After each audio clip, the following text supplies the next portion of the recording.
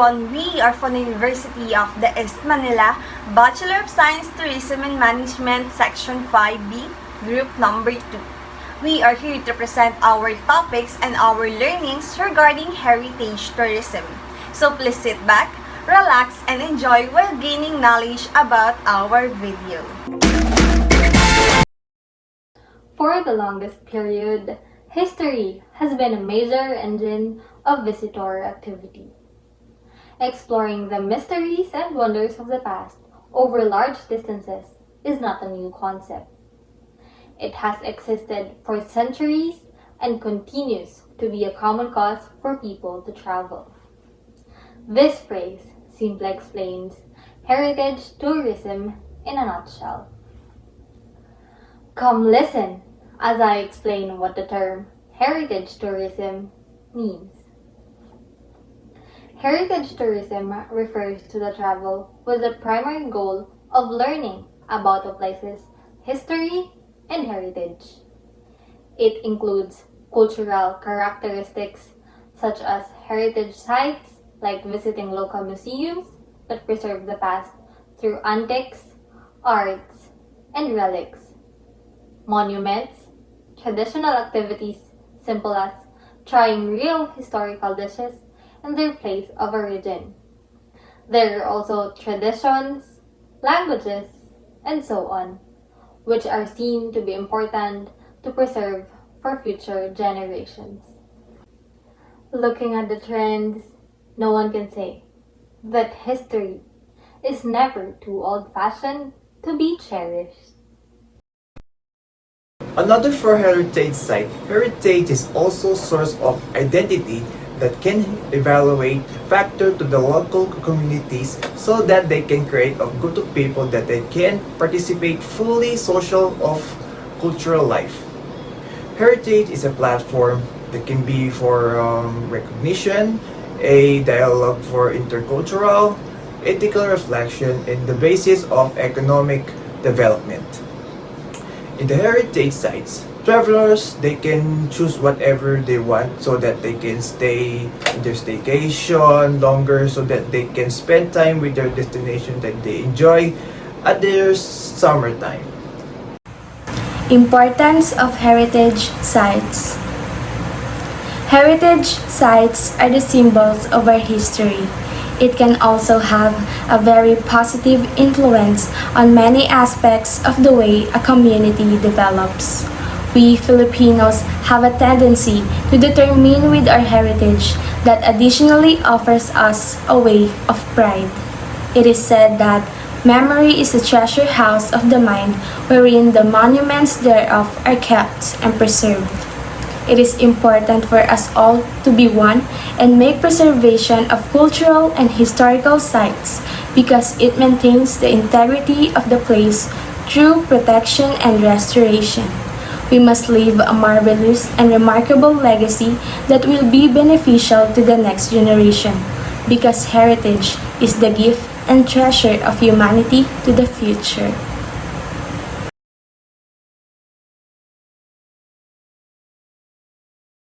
So when it comes to economic benefits of cultural and heritage tourism, it helps to preserve the cultural heritage with culture as an instrument that facilitates the harmony and understanding among people.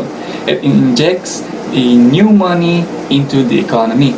As we all know, cultural heritage refers to tangible and intangible assets that is constitute the legacy of physical, artwork, and intangible attributes of society that are inherent from past generation which is na-maintain natin in the present and can be bestowed for the benefit of future generations. And in economic terms, even if some cultural heritage are assets used for economic exploitation, mainly through tourism, pero yung overall approach for evaluating their economic values is different pa rin sa tinatawag nating goods or services. In short, a major difference is that their market supply is fixed in time. And also, one of the principal objectives of cultural heritage tourism is the collaboration with local organizations and the public to develop sustainable economies. Tourism creates new jobs, new businesses, events, and also attractions, thus helping the diversity, the local economy, and also job opportunities para sa ating mga kababayan na walang trabaho sa ngayon. And also, we need to protect our natural and cultural resources because it can improve the quality of life for residents and travelers who participate in the services and attractions. At syempre, ang pinakamahalaga sa lahat is ating mahalin at ingatan ang ating cultural heritage sites. Because if we take care of our cultural heritage sites, there is a higher chance na tumaas pa ang bilang ng turismo sa ating bansa. At hindi lamang yun, madadagdagan pa ang job opportunities para sa ating mga kababayang walang trabaho sa ngayon. And also, heritage tourism promotes community pride by allowing people to work together to enhance economic and cultural development through distinct community opportunities. And lastly, we have supports small businesses and enables them to expand. Because of our cultural and heritage tourism, it will be benefit to our economy.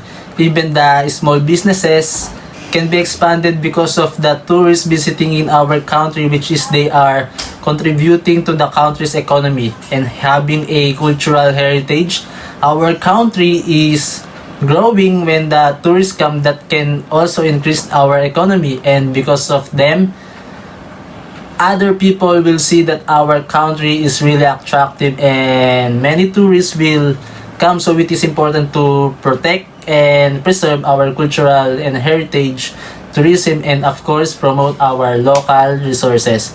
And being promote our locals, it creates more opportunities for the local people, kasi pag habang mas pinopromote natin ang isang lugar, mas dumadami ang opportunity para sa mga tao at lumalawak ang kaalaman patungkol sa kasaysayan.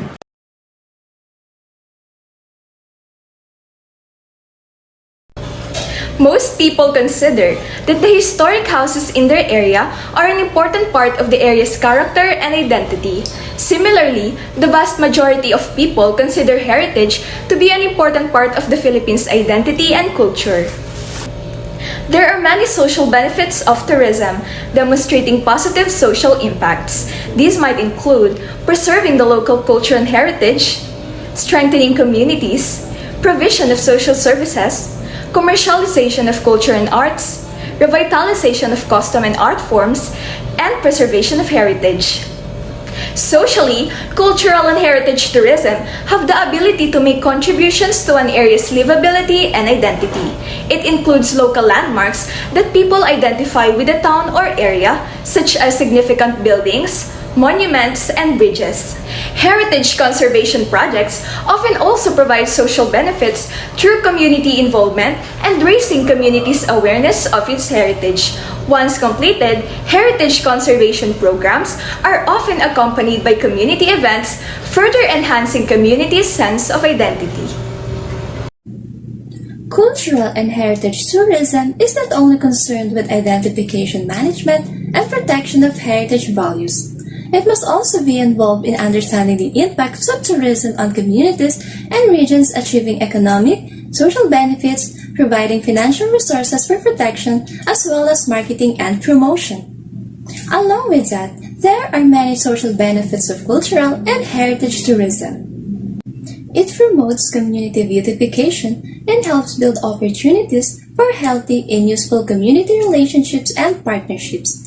Also, it helps build social capital, as well as create enjoyable opportunities for both local residents and tourists that are attracted to the cultural arts, history, and preservation.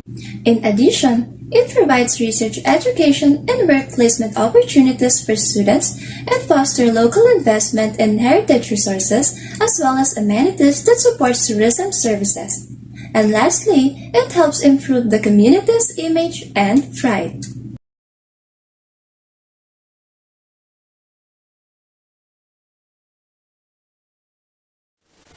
With the outbreak of COVID-19 around the world, it had greatly impacted the lives of every person in many ways. Alongside it are the downfall of many industries. One of the industries that had experienced a huge collapse as this pandemic started was the travel and tourism industry. All transportation have stopped operating and places are put on a lockdown, which led to the loss of many jobs. But despite the challenges, we always choose to get back up from our knees. One thing that helps the industry to continue again are the programs and agencies that supports everything for the sake of people and culture, especially our heritage.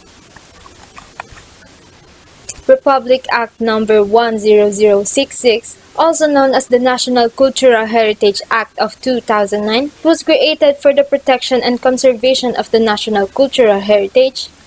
In the pursuit of cultural preservation as a strategy for maintaining Filipino identity, this act shall pursue the following objectives. First, protect, preserve, conserve, and promote the national cultural heritage, its property and history, and the ethnicity of local communities. Second, establish and strengthen cultural institutions. And lastly, protect cultural workers and ensure their professional development and well-being. Another agency is the National Historical Commission of the Philippines, also known as the NHCP. It was created by the virtue of Republic Act 10086. They are the one responsible for the conservation and preservation of the country's historical legacy. It consists of 5 divisions. The first one is the Finance and Administrative Division. They are the ones who provide support services in terms of human and financial resources. The second division is called as the Historic Preservation Division, or HPD.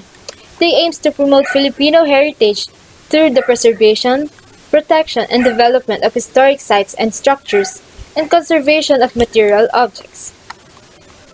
Third is the Historic Sites and Education Division, or the HSED. They administers and maintains the national shrines, monuments, and landmarks. They also operate the Interactive History Museums.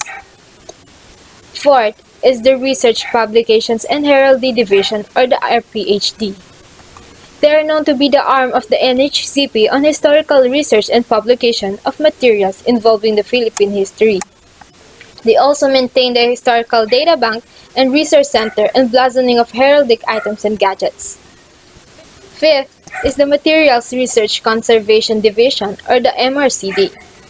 They are the ones who undertake and prescribe the manner of restoration, conservation, and protection of the country's historical, immovable, and movable objects.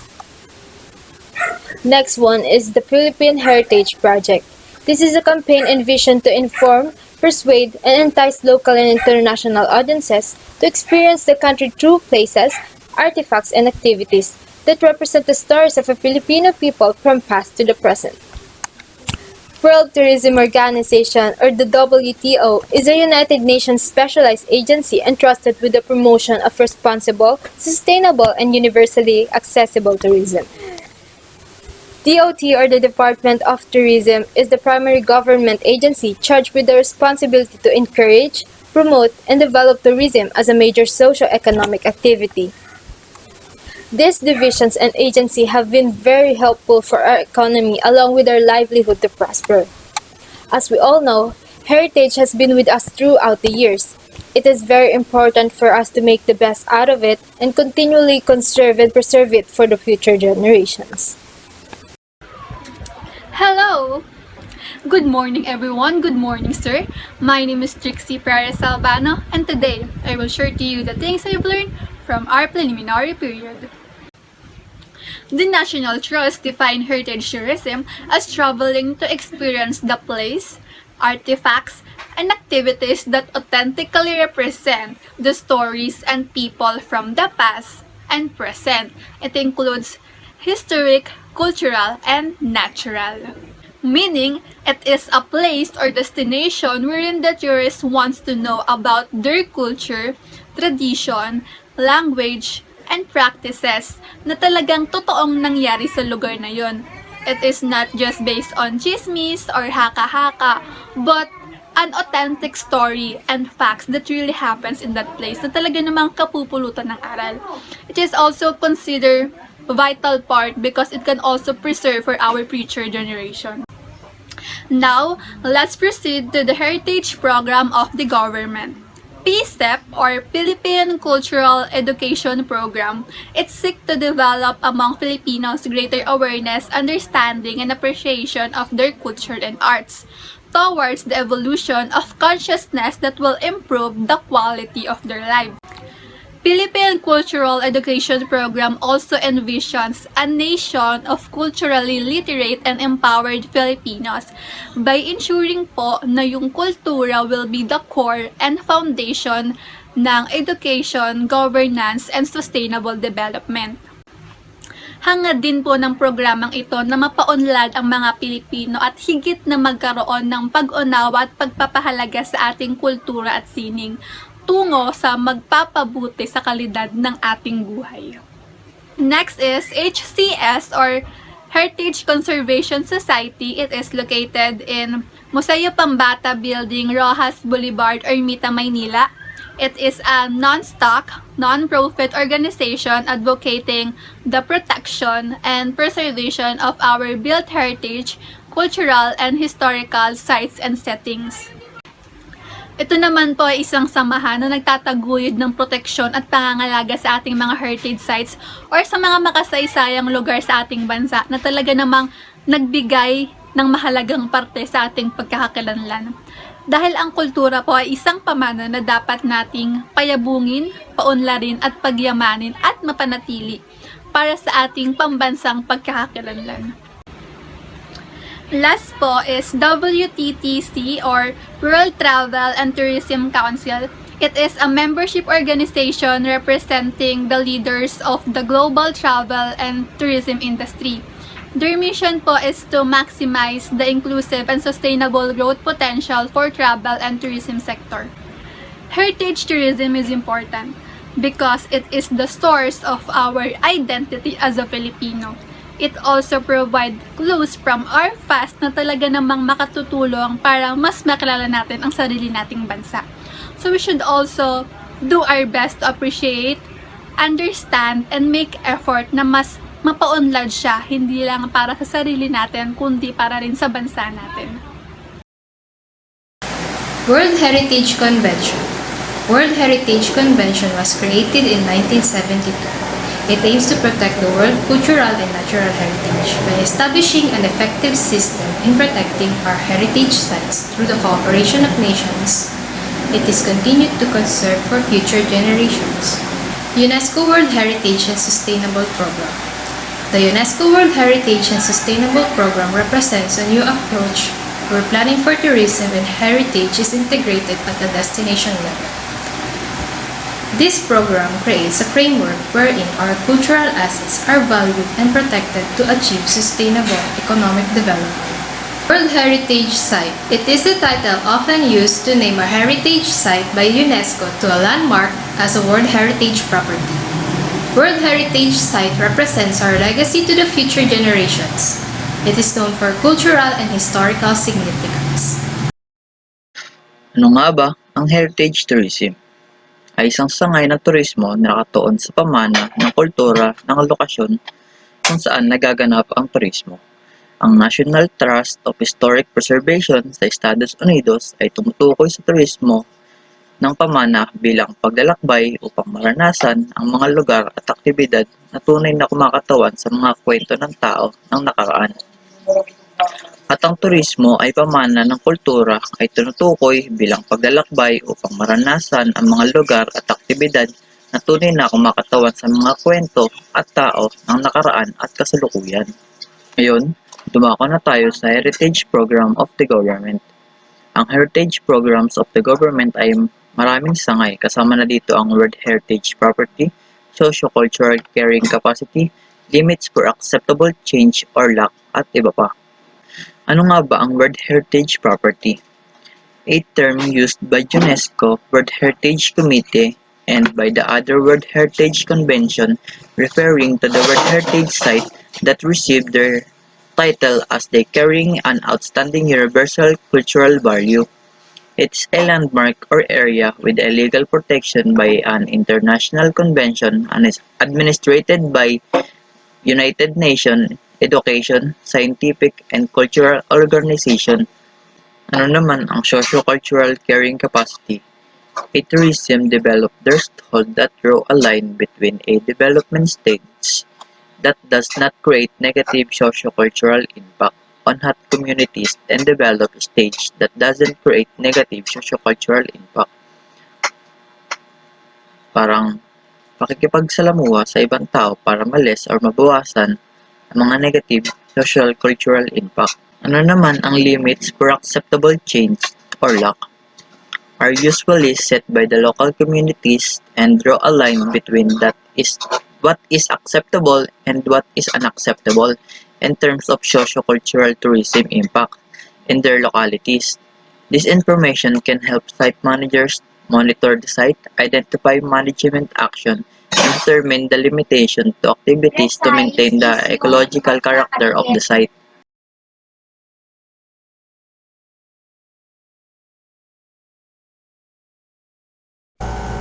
A pleasant day to all of you. I am John May Viramilo from PM5B of University of the East Manila, and I will discuss the UNWTO Assessment, Planning, Preparing, and Marketing of Heritage Sites.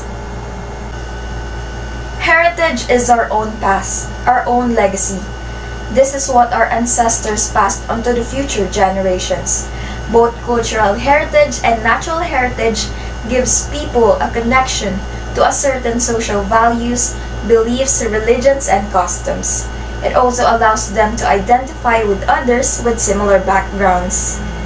The UNWTO, or United Nations World Tourism Organization, helps its members to strengthen their cultural tourism frameworks, strategies, and product development.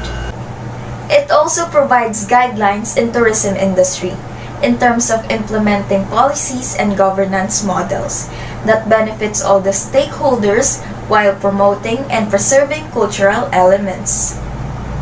Inclusive recovery of cultural tourism. In February 2021, UNWTO launched the UNWTO Recovery Guide Socio-Cultural Impacts of COVID-19. UNWTO invite UNESCO to contribute the second set of guidelines relating to the socio-cultural impacts of COVID-19. The publication draws on the insights of the two UN agencies to analyze the impact of the pandemic and suggest solutions for cultural tourism to prosper again.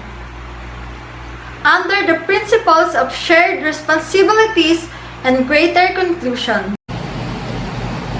UNESCO World Conferences on Tourism and Culture. It brings together the ministers of tourism and ministers of culture with the objectives to identify the key opportunities and the challenges for a stronger cooperation between these two highly interlinked fields. The conference hosted by Cambodia, Oman, Turkey, and Japan have addressed a wide range of topics, including the governance model, the promotion, protection and safeguarding of culture, the innovation, the role of the creative industries, and the urban regeneration as a vehicle for the sustainable development in the destinations worldwide. Title: UNWTO UNESCO World Conferences on Tourism and Culture. First, UNWTO UNESCO World Conferences on Tourism and Culture. Building a New Partnership. Siem Reap, Cambodia, February 46, 2015. Siem Reap Declaration on Tourism and Culture. Building a New Partnership Model. Second, UNWTO UNESCO World Conferences on Tourism and Culture, Fostering Sustainable Development. Muscat, Sultanate of Oman, December 11 to 12, 2017. Muscat Declaration on Tourism and Culture, Fostering Sustainable Development. Hi, I'm Princess Hilario, and today I'm going to continue the discussion about the UNWTO and UNESCO World Conference on Tourism and Culture. The third UNWTO and UNESCO World Conference on Tourism and Culture to be hosted by the government of Turkey in Istanbul on December 3 to 5, 2018. The theme of this conference, for the benefits of all, puts forward two priorities. First, creating more inclusive partnership between tourism and culture stakeholders. Second, promoting the tourism development that encourage cultural interaction and ensure the benefits are shared by all communities involved. The conference is about the idea not just creating tourism and culture partnership, but also the potential to positively impact communities and improve visitors' experiences. Next is support UNWTO and UNESCO World Conference on Tourism and Culture with the theme of Investing in Future Generation, to be held in Kyoto, Japan on December 12 to 13, 2019. This conference will continue the discussion on how the tourism and culture sectors can work together and increase the public and private partnership to ensure the protection of our shared cultural heritage.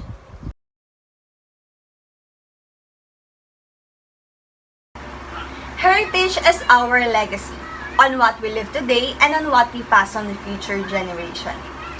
Heritage also state property, which parents handed down to their progeny and also refers to intellectual and spiritual legacy. Heritage is what we call pamana in Tagalog, that is anyone values. It is maybe tangible or intangible. It is worth of nurturing and cherishing. It is the manifestation of our nation's development through history, and it embodies our unique cultural identity. And now, let's go on tangible and intangible heritage. What is tangible heritage? It refers to physical artifacts produced, maintained, and transmitted intergenerationally in a society. It includes artistic creations, built heritage such as buildings and monuments, and other physical or tangible products of human creativity that are invested with cultural significance in a society. The examples of tangible cultural heritage include traditional clothing, tools, buildings, artwork, monuments, and modes of transportation. Example of a tangible heritage is the rice terraces. These terraces built 2,000 years ago and passed on from generation to generation. The Ifugao rice terraces represent an enduring illustration of an ancient civilization that surpassed various challenges and setbacks posed by modernization. The next tangible heritage is the spoliarium. Spoliarium is a Latin word referring to the basement of a Roman Colosseum, where the fallen and dying gladiators are dumb and devoid of their worldly possessions. At the center of Luna's paintings are the fallen gladiators being dragged by Roman soldiers. Another example of tangible cultural heritage is the Calle Crisologo. Calle Crisologo is a 15th century Spanish street in Vigan, Ilocos. It is considered to be one of the heritage sites in the Philippines. It is lined with antique houses, specialty shops that is leading to the town's 100-year-old churches. Why is tangible heritage is important? Tangible cultural heritage is important because objects are important to the study of human history, because they provide a concrete basis for ideas and can validate them. Their preservation demonstrates recognition of the necessity of the past and of the things that tell its story. Tangible cultural heritage has a physical presence in this world. Have you ever wondered why we'll still keep the things from our past that can be touched, smelled, or seen? Here's the reason. Intangible heritage signifies the different practices in a community. Unlike tangible heritage, intangible heritage is not a physical concrete item that exists intellectually in the culture. It includes the practices, representation, expression, knowledge, or skills considered by UNESCO to be part of a place's cultural heritage. UNESCO aims to ensure the better protection of important untouchable cultural heritage worldwide and raise awareness of its significance. But why intangible heritage is important? Intangible heritage is an important factor in maintaining cultural diversity in the face of growing globalization.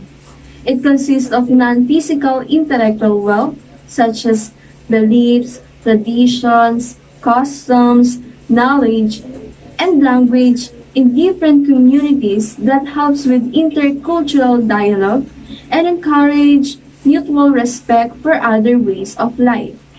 It also refers of wealth of knowledge and skills that are transmitted from one generation to new generation to ensure that humanity's identity will never be forgotten. Let us give you an examples. First example, here in the Philippines we have the thing called mano or pagmamano. It is an honoring gesture used by young Filipino performed as a sign of respect to elders and as a way of requesting a blessing from the elder. And it is similar to hand kissing. It's performed by a person giving the greeting by bowing down toward the elder and taking his hand on her hand and pressing it on the forehead. The second example would be the festivals. We have customary celebrating festivals here in the Philippines. It is a way of giving thanks for the patron saint for the abundant blessing or celebrating the start of something. They play an important role in adding structure to our social lives, as well as helping to boost the economy.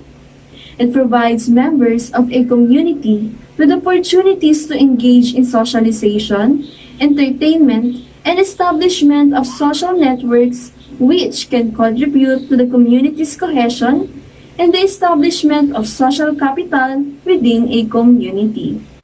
And lastly, the hudhud is a kind of metrical tale sung or chanted to relieve the tedium of group labor in the field or during funeral wakes. It comprises more than 200 chants. This narrative chants traditionally performed by the Ifugao community, which is well known for its rice terraces extending over the highlands of northern island of the Philippine archipelago. Remember, we have different kinds of intangible cultural heritage here in our country. So we must protect and preserve it because it holds our culture's identity. As presented by my fellow classmates, heritage tourism is such a wide topic that consists of many attractions. As discussed, it is important to acknowledge every historical attractions. Heritage sites are meaningful sources of identity and inspiration for communities across every country. With carefully laid out programs and projects, they could also provide additional financial resources for local government units. Thus explain the heritage program of the government. These programs help these attractions to stay as it is and remain as it is, to be shown and also be reminded that we have our own heritage. The benefits we could get from these are giving jobs, businesses, events, and attractions, thus helping diversify the local economy. It also supports small businesses and enables them to expand, promote the active preservation and protection of important local resources. And lastly, creates enjoyable opportunities for both local residents and visitors attracted to the cultural arts, history, and preservation. As a summary, for the past reporting, it shows that it is important to keep these heritage attractions alive. Not only because they have a wonderful scenery to look at and enjoyable for the tourist, but it also gives us a look how beautiful and unique every people, race, and country can be when it comes to their own personal heritage. It gives us a sense of identity. I am Giancarlo Destre from the section TM5B. Vamos Turismo! Alas,